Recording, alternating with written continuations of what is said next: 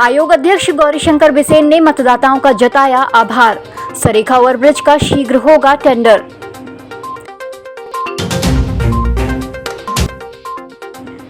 एक साथ जन्मे 4 बच्चों को 53 दिनों के उपचार के बाद एसएनसीयू से किया गया डिस्चार्ज।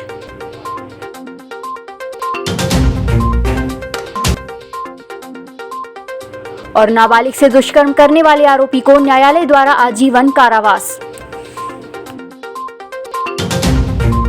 नमस्कार, बालाघाट लाइव में आपका स्वागत है और मैं हूं आपके साथ एकता। आइए बढ़ते हैं खबरों की ओर। नगरीय निकाय चुनाव में बालाघाट नगर पालिका और कटंगी लांजी नगर परिषद के लिए मतदान संपन्न हुआ। चुनाव में मतदान का प्रतिशत अच्छा होने पर अन्य पिछड़ा वर्ग कल्याण आयोग अध्यक्ष गौरीशंकर बिसेन ने मतदाताओं का आभार व्यक्त किया। उन्होंने कहा कि चुनाव में सबसे बड़ी मेहरबानी इंद्र देवता की रही कि पूरा मतदान होते तक बारिश नहीं हुई और सभी जगह 60% से अधिक मतदान हुआ। चुनाव के पूर्व कुछ वार्ड के रहवासियों ने नाराजगी व्यक्त करते हुए बहिष्कार करने की भी बात कही थी। उन्होंने कहा कि नगर में जो जर्जर सड़क है उनका शीघ्र निर्माण किया जाएगा और बालाघाट नगर को आदर्श नगर बनाया जाएगा। सरेखा ओवरब्रिज के लिए भी राशि स्वीकृत हो गई है और शीघ्र ही उसका टेंडर कर निर्माण कार्य प्रारंभ होगा। सबसे बड़ी कृपा तो इंद्र भगवान ने किया कि पूरा मतदान पूर्ण होते तक सुबह ही हल्की से बारिश हुई थी, फिर दिन भर वर्षा नहीं हुई और मतदान का प्रतिशत संतोषजनक है।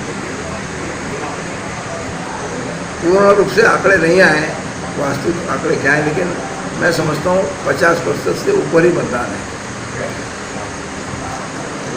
जिस तरह से मतदाताओं का जो प्रत्याशी के काउंटर पे उनकी उपस्थिति थी, उनकी हाजिरी थी, वो इस बात को प्रमाणित करती थी कि लोगों में उत्साह है। अब कुछ ही दिन बाद हम जयस्तंभ से टोल नाका करा तक डिवाइडर रोड का निर्माण होने जा रहे हैं। इसी के साथ साथ गौरव पथ का थोड़ा खराबी आ गया था, उसका भी पूरा निर्माण हो रहा है। सेन चौक से लेकर के मोगधाम रोड बन के तैयार हो गया, पुलियों का काम जल्दी करेंगे। बाईपास का काम, जिसको अपन कह सकते हैं डेंजर रोड बाईपास, वो पूर्ण हो चुका है। 23 मई 2022 को जिला चिकित्सालय बालाघाट में किरनापुर तहसील के ग्राम जराही की 26 वर्षीय प्रीति नंदलाल मेश्राम ने एक साथ 4 बच्चों को जन्म दिया था। इनमें 3 लड़के और 1 लड़की शामिल है।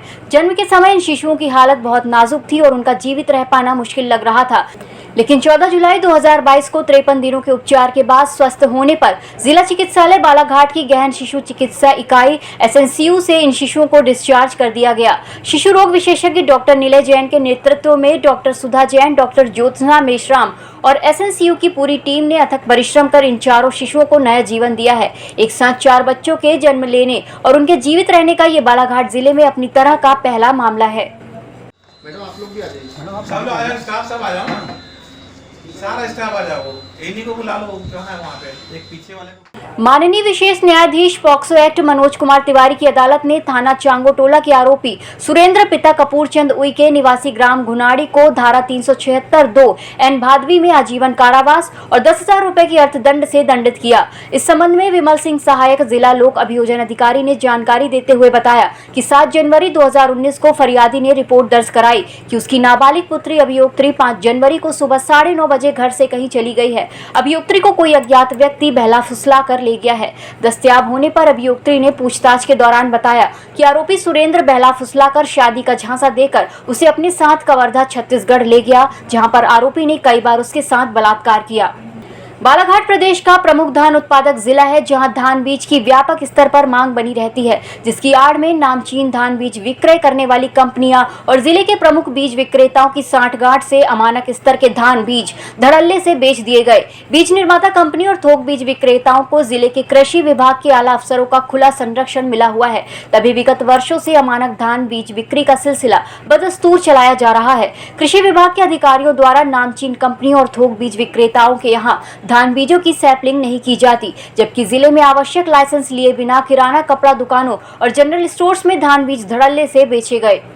Collector doctor Girish Kumar Mishra, police अधीक्षक समीर सौरभ और जिला पंचायत के सीईओ विवेक कुमार ने 14 जुलाई को शासकीय पॉलिटेक्निक कॉलेज बालाघाट बहर और परसवाड़ा में पंच, सरपंच, जनपद पंचायत सदस्य और जिला पंचायत सदस्य के मतों के सारणीकरण कार्य का निरीक्षण किया और वहां की व्यवस्थाओं को देखा। इस दौरान उन्होंने परसवाड़ा और बहर में पंच, सरपंच और जनपद पंचायत सदस्य के विजेता प्रत्याशियों को प्रमाण पत्रों का वितरण भी किया और सभी लोगों से कहा कि वो 11 अगस्त से 17 अगस्त तक चलने वाले हर घर तिरंगा अभियान में अपने घर पर तिरंगा लगाएं। उन्होंने बहर विकासखंड की ग्राम पंचायत बिरवा में लॉटरी सिस्टम से विजय हुए सरपंच रमेश कुर्राम को प्रमाण पत्र प्रदान किया। इस बुलेटिन में फिलहाल इतना ही। नमस्कार।